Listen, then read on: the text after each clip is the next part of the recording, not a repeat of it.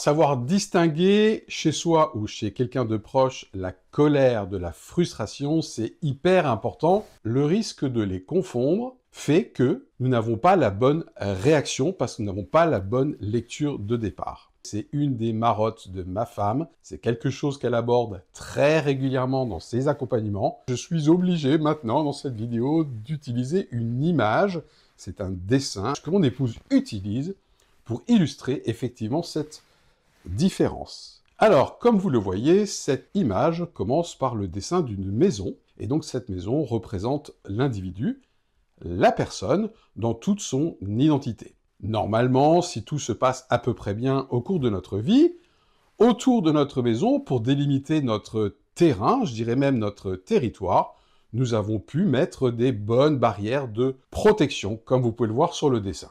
Alors, la différence entre la colère et la frustration. Quelqu'un pénètre sans votre autorisation dans votre territoire, par-dessus les barrières et s'approche de votre maison, voire y entre, c'est carrément une intrusion. Donc là, normalement, la nature humaine est bien faite, je devrais ressentir de la colère. La colère parce que celle-ci est destinée à me protéger, et là, du coup, il y a une intrusion. Cette colère me donne un sentiment de puissance et, idéalement, elle devrait me pousser à avoir une réaction, bref, de réagir. Alors évidemment, pas n'importe comment, nous sommes dans une société civilisée, mais la colère, elle est saine et elle me demande d'agir au risque, si je ne le fais pas, de couver. La différence, toujours dans ce schéma, avec la frustration. Je pars en exploration dans la vie et je rencontre un obstacle à l'extérieur de mon territoire et cet obstacle me résiste, me cause des soucis, m'empêche d'atteindre mes objectifs et ça, c'est de la frustration. Il n'y a pas de question de non-respect de ma personne, de mon territoire.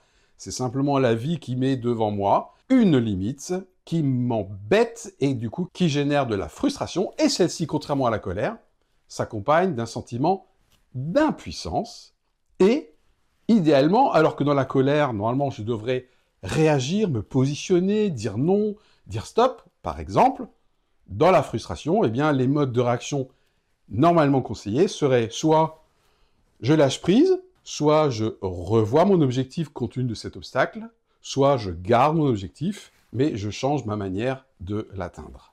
Alors, on va voir si on a tout bien compris. Prenons un exemple d'un jeune enfant qui joue dans un square, dans un bac à sable. Mon enfant joue avec son tracteur et un autre enfant vient lui piquer son tracteur devant son nez.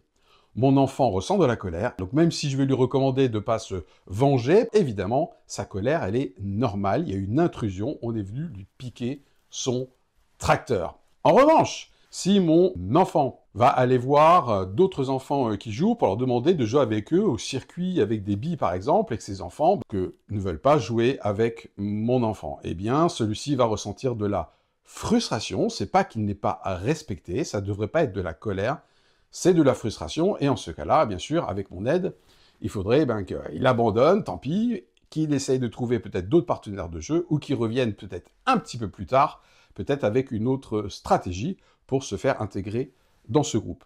Allez, dernier petit exemple pour vérifier qu'on a bien compris. Je suis un daron, j'ai des enfants qui sont maintenant à l'âge adulte, et tout d'un coup, mon enfant de 19 ans m'annonce que, grosse surprise, il arrête ses études. Comme ça, là, voilà, du jour au lendemain. Est-ce que je devrais ressentir de la colère ou de la frustration? Eh bien, la bonne réponse, c'est de la frustration.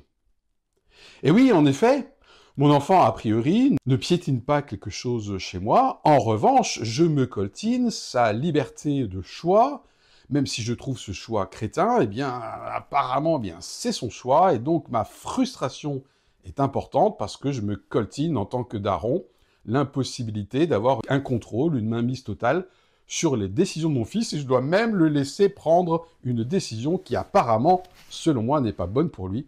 Donc ici, on est bien sur de la frustration.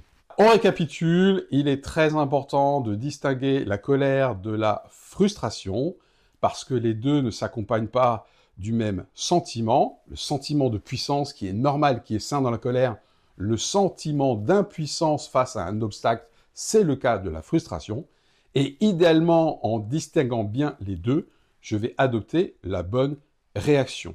En cas de la colère, j'ai intérêt la plupart du temps à réagir, à me positionner. Dans le cas de la frustration, à lâcher prise, revoir l'objectif ou revoir les moyens d'atteindre celui-ci. Voilà, bon écoutez, j'espère que je me suis bien honoré de cette mission commandée.